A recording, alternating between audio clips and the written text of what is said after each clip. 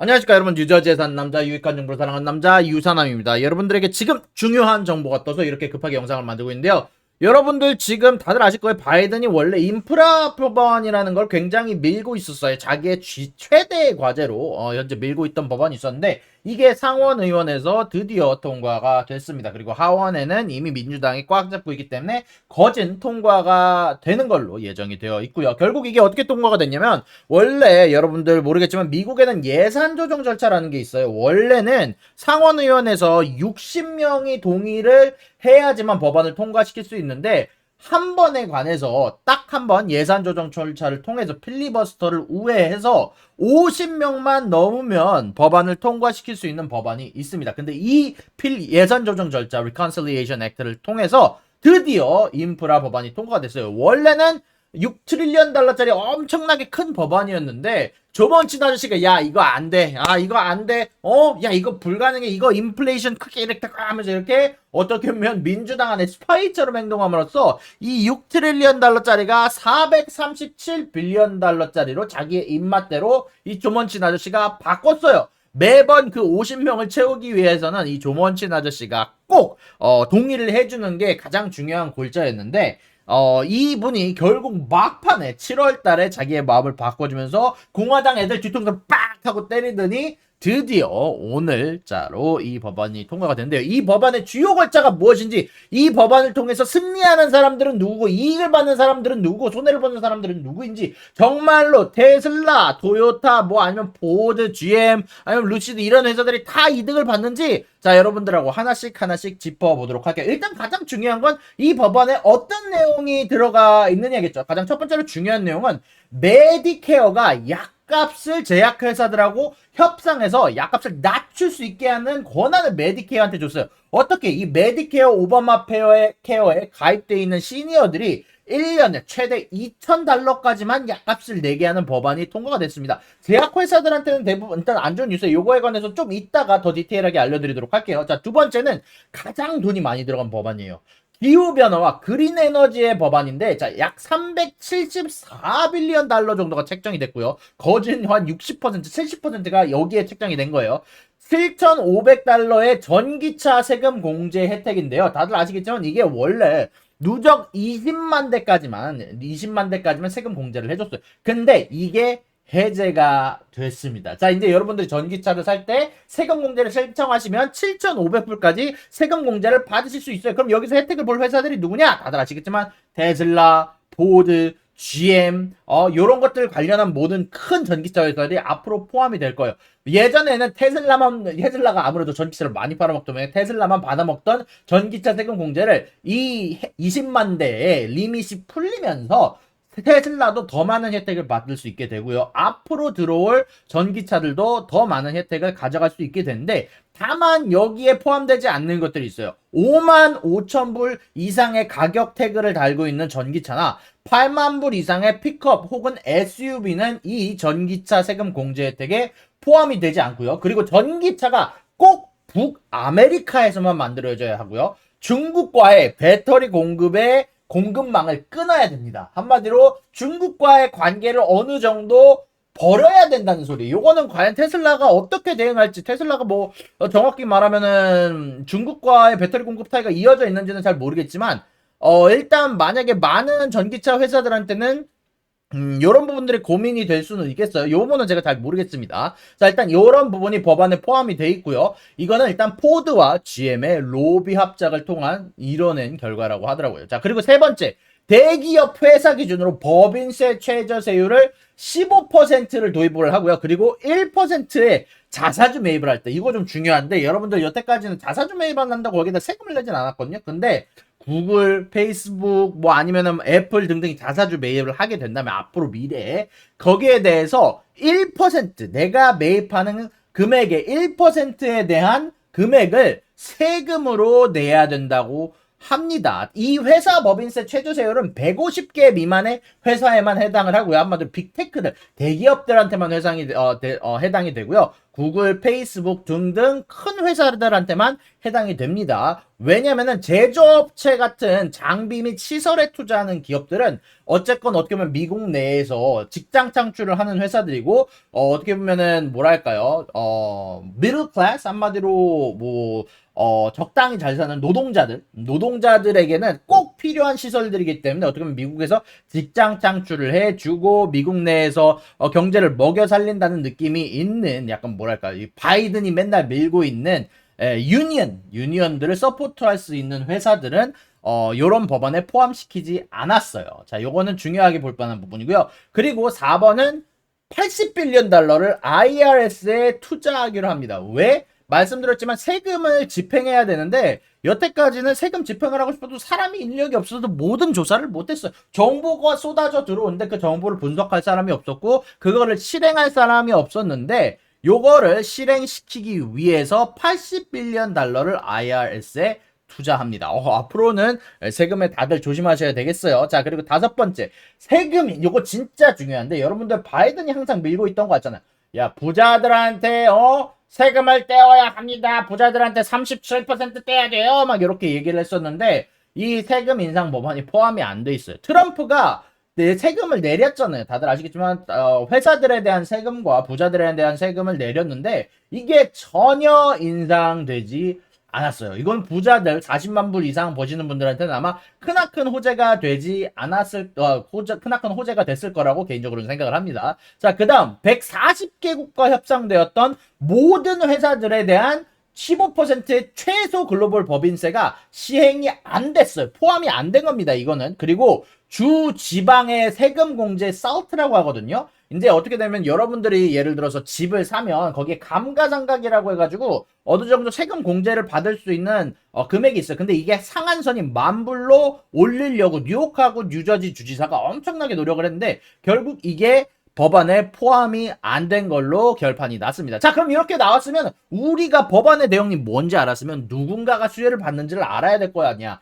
요것만 알면 법안만 알면 우리가 어디에 투자할지 솔직히 잘 고민이 안 되잖아요. 그러면 누가 수혜 받을 것인가를 하나씩 알아보도록 할게요. 첫 번째, 가장 중요한 부자들은 원래 이번에 야 세금 우리 한 37%까지 인상한다고 이거 미친 거 아니야? 이거 세금 거의 몇 퍼센트 7, 8%까지 막 오르는데 이거 어떡하지라고 생각했던 부자들의 세금 인상이 없어졌어요. 이거는 사실 조금 걱정이 되는 게 원래는 바이든이 원했던 거는 세금 인상을 통해서 이 법안을 실행하는데 돈을 조달하는 거였거든요. 근데 그런 부분들 관련해서 부자들한테서 받는 세금을 결국 포함시키지는 못했어요. 포함시키지는 못했고 그 대신에 물론 회사들의 법인세에 관해서 어느 정도 손을 보긴 했지만 전체적으로 개인 부자들한테는 어떻게 보면 좋은 아주 희소식이 되지 않을까라는 생각이 듭니다. 그리고 두 번째, 프라이빗 에퀴티, 사모펀드. 원래 사모펀드에 관해서 조먼친이 재미난 게 세금 인상을 원했어요. 얘네들 사모펀드, 얘네들 돈 가져가는 거에 대해서 세금을 더 내게 해야 된다라고 조먼친 아저씨가 밀어붙였음에도 불구하고 원래 조먼친 아저씨의 영혼의 파트너, 민주당에서 법안을 반대한 사람이 2명 있었어요. 조먼친과 시네마라는 의원인데 이 시네마라는 의원도 결국에는 요거는 안 된다. 사모펀드 세금 올리지 마라 라고 하면서 프라이빗 에퀴티 사모펀드들이 원했던 조먼친이 원했던 세금 인상을 피할 수가 있게 됐습니다. 그리고 그 다음으로는 가장 여기서부터는 제가 봤을 땐 가장 큰 승리자예요. 결국 민주당이 이 법안을 통과시키기 위해서는 모든 민주당 의원들이 만장일치로 오케이를 했어야 되는데 2명 조먼친과 신혜만 의원이 뒤에서 아주 모두가 예스를 해도 나는 노를 하는 사람들이다 라고 얘기를 하면서 난 다수와 달라 이러면서 진짜 민주당에서 욕을 먹든 왕따를 당하든 자기가 원하는 거를 원하는 법안을 아주 체리피킹 해가지고 내가 이걸 요 법안은 예스 요 법안은 노 이렇게 얘기하면서 자기가 원하는 법안만 넣었고 그리고 자기 개인적으로 자기네 주한테도 자기의 이권을 보호해주는 홀더들한테도 어떻게 보면은 지분 주주들이라고 해야 되나 그런 사람들의 이권을 다 지켜줄 수 있게 됐어요. 어느 정도냐면은 자, 조먼친 아저씨는 산 밑에 천연가스 파이프를 연결하는 프로젝트를 허가를 받았어요. 한마디로 천연가스가 조금 더 자신이 있는 주에 조금 더 잘 들어올 수 있도록 하는 천연가스 프로젝트에 관해서 허가를 받았고요. 자신의 지지자들이 있어요. 전통 에너지 산업인데 보통 이 조먼친 아저씨들 지지를 하는 보통의 이권자들이라고 하나요? 이제 이권자들이 누구냐면 지지자들이 누구냐면 전통 에너지 산업을 갖고 있는 뭐 석유 뭐 아니면은 뭐 석탄 뭐 아니면은 뭐 말했지만 천연가스 이런 것들을 지지하는 사람들이 이런 것들을 하는 사람들이 산업에 종사하는 사람들이 조먼친의 지지자들인데 이 조먼친이 결국 이 사람들의 이권을 지켜줬단 말이에요. 이거에 대해서는 조금 더 나중에 이야기를 할 텐데, 이렇게 산업의 이권을 보호해주면서 조먼친 자신의 아마 지지율은 올라가게 됐고, 또 중요한 건 조먼친 아저씨가, 조먼친 의원이 자신의 이름을 전 국가적으로 알리는데, 진짜 어떻게 보면 의원으로서는 가장 중요한 부분 중 하나예요. 지지율이 올라가기 위해서 가장 중요한 거는 뭐냐? 퍼블리시티, 한마디로 자신의 이름이 얼마나 알려져 있느냐가 굉장히 중요하단 말이에요. 그래서 이 7월 달에 이게 모든 모닝쇼에 여러분들 한 번에 등장하게 됐습니다. 이게 다들 모닝쇼에 등장하는 게 어때라고 하겠지만 이런 거예요. MBC, SBS, KBS하고 모든 뭐 케이블쇼에서 이 조먼친이라는 사람이 등장해서 자기가 이야기를 하는 거야. 이걸 푸 긴스버그라고 하는데 모든 모닝쇼에 등장해서 이름을 알리게 되면서 자신의 이름을 모든 국가뿐만이 아니죠. 전 세계적으로 어떻게 보면 이름을 알리는데 큰 도움이 되었다. 그리고 그 다음 말씀했지만 시네마 의원은 40빌리언 달러의 긴급 가문 패키지를 서부에 조달하면서 또 이 시네마 의원도 자신의 지지율을 공고히 하는데 크게 도움이 되었다고 생각합니다. 그럼 네 번째, 요게 가장 많은 분들이 재미나게 볼 것 같은데요. 전기차 제조업자가 결국 가장 많은 수혜를 얻어갔다고 생각을 해요. 370빌리언 달러는 그 정도에 대한 금액이 결국 엄청난 양의 금액이 기후변화를 막는데 쓰이고 있는데 특히 전기차에 관해서 세금 크레딧을, 텍스 크레딧을 관해서 원래는 20만 대 리밋을 없애기도 했고요. 그리고 유니언, 한마디로 노동조합 같은 부분들이 원래는 이 법안 안에 노동조합이 만약에 허가를 안 해주면, 특히 테슬라 같은 경우는 노동조합이 허가하지 않죠. 노동조합을 허가하지 않으면 이 법안에 혜택을 못 받게 하겠어 라고 예전에 바이든이 했었는데 결국 이런 부분들도 다 없어지고 GM, 뭐 테슬라, 토요타 뭐 이런 것들 다 상관없이 결국 다들 텍스 크레딧의 공제를 받을 수 있게 되면서 세금 환급을 받을 수 있게 되면서 결국 7,500불 자동차 한 대당 7,500불을 한마디로 사람들은 7,500불을 싸게 사고 다른 전기차 제조업체들은 자신의 차 가격을 유지하면서 결국 모든 전기차 제조업체들이 윈윈 할 수 있는 결과를 얻었어요. 다만 여기에서 중국과의 관계를 어떻게 할지가 조금 관건인 것 같아요. 만약에 나의 배터리의 공급망에 중국의 부품이 들어가 있거나 중국에서 갖고 오는 원자재가 있다면 이 전기차 텍스 크레딧에 대한 수혜를 받을 수가 없다고 하네요. 그리고 루시드가 조금 이게 좀 걸리는데 5만 5천 불 이상의 자동차에게는 세금 공제가 안 된다고 했단 말이에요.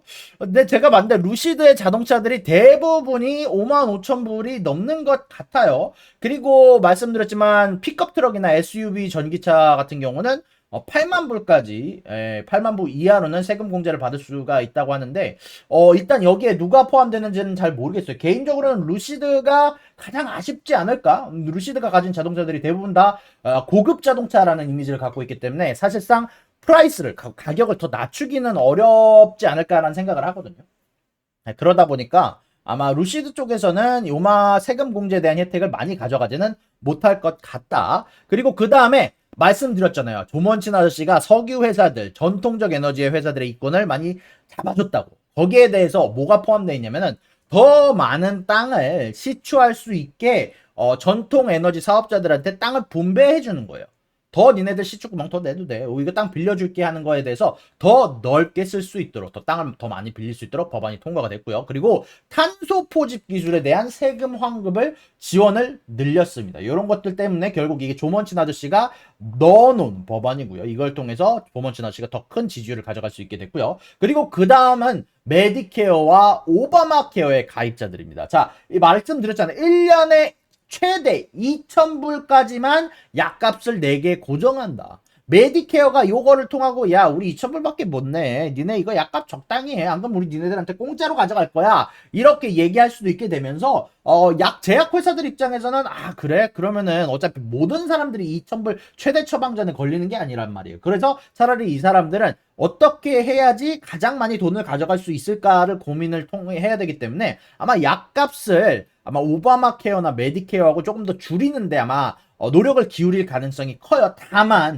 다만 여기에 관해서 오바마 케어에 관해서 좀 얘기를 하자면은 뭐랄까 조금 메디케어한테만 2,000불 제한이 있는 거거든요. 한마디로 내가 만약에 프라이빗한 사 회사의 의료보험을 갖고 있다, 약보험을 갖고 있다 싶은 분들은 메디케어가 아닌 분들은 저기에 관해서 수혜를 못 보기 때문에 반대로 약값이 여러분들의 보험에게는 좀 더 높게 측정될 가능성이 있다고 블룸버그에서 이야기를 하더라고요. 자, 이거 정도는 알아두시는 게 좋을 것 같습니다. 자, 7번째, 결국 매파들. 자, 여러분들 아시겠지만 이 법안 안에 포함되어 있던 게 뭐냐면 조먼친 아저씨가 인플레이션을 막아야 한다. 너네들이 돈 뿌려서 인플레이션이 온 거다라고 얘기를 하면서 조먼친이 법안 안에 우리가 세금 받는 것만큼만 돈을 써야 된다라고 얘기를 하면서 결국 적자를 줄이는 법안 300빌리언 달러 정도의 내가 국가에서 쓸 수 있는 세금을 줄이는 법안을 포함시켰습니다. 한마디로 돈은 받는 것은 그대로 유지하되 쓰는 것은 줄인다는 소리예요. 여태까지는 계속 적자를 포함하면서 계속해서 돈을 써댔는데 미국에서 아마 그런 부분들을 줄일 거다라고 이야기가 나왔습니다. 법안에 포함이 돼 있어요. 그리고 8번째, IRS에서 일하는 사람들. 그 사람들 얼마나 힘들었겠어. 야, 진짜 여태까지 진짜 맨날 사람이 부족해서 막 골골골골 됐다고 얘기를 하던데, 결국 IRS에 80빌리언 달러 가까이의 원조가 들어오면서 아마 사람들도 더 늘릴 거고요. 거기에 대해서 뭐 소프트웨어나 아마 여러 가지 장비들도 아마 조금 더 좋은 걸로 바뀌지 않을까. 라는 생각이 들면서 IRS가 마지막 승자로 지목이 됐고요. 그리고 마지막으로 이제 피해자들 한번 짚고 넘어가도록 합시다. 자, 그럼 요 법안이 통과가 돼서 피해를 본 사람들은 누굴까? 가장 확실한 사람들이 있어요. 공화당원들. 왜 공화당원들은 이거 실패한 거야? 이거 6트릴리언 달러가 400밀리언 달러로 줄은 거 아닌가? 400빌리언 달러로 줄은 거 아닌가요? 라고 생각할 수도 있는데 그게 아니에요. 원래 조먼친과 같이 해서 민주당을 이겼다라고 홍보를 했었단 말이에요. 우리가 바이든을 아무것도 못하게 막았다. 바이든이 인프라 플랜을 통해서 인플레이션을 일으키는 거를 우리가 막았다라고 홍보한 사람들이 공화당원들이에요. 자신의 지지율에 관해서 가장 좋은 거는 바이든이 아무것도 못하는 게 가장 중요하단 말이에요. 근데 막판에 조먼치나 지금 원래 여태까지는 공화당원들이 11월 때까지 우리 잘할 거야. 우리가 이겼어. 우리가 민주당 이겼어. 조먼치는 아무것도 못해. 조먼치 아무것도가 아니지.